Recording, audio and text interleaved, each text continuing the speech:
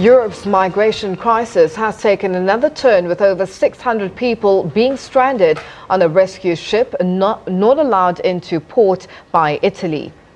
Well, Italy says Malta should take the vessel, complaining it is dealing with more than its fair share of asylum seekers already. Spain has now offered to allow the ship to dock.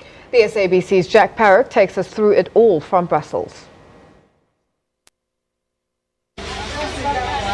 Out of the 629 people on board the Aquarius, 134 children and 7 pregnant women, mainly from different countries across sub-Saharan Africa. The rescue vessel is operated by SOS Méditerranée and Doctors Without Borders, and it picked these people up in 6 different incidents over the weekend from smugglers' boats which had left the Libyan coastline. Italy's new anti-immigration government says their refusal to allow the ship to dock in Italian ports is a direct sign to the European Union that it needs more support in dealing with the crisis.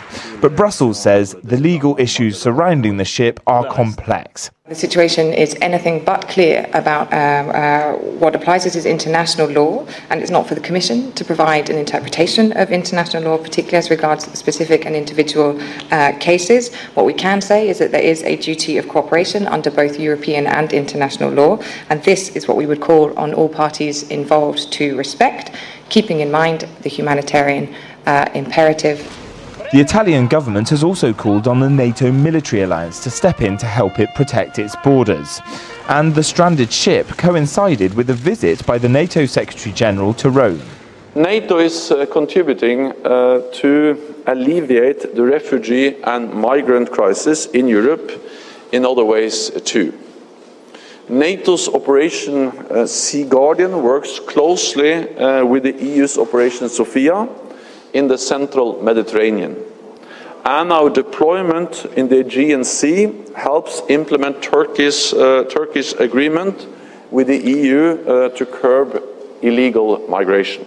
600,000 migrants have arrived on boats at Italy's shores since 2014. The Italian coalition government came to power after pledging to deport 500,000 people. Migrants have to apply for asylum in the first EU country they enter, meaning countries like Italy and Greece have been on the front line of the crisis.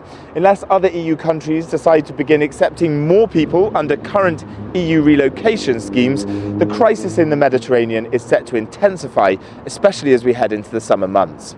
Jack Parrock, SABC News, Brussels.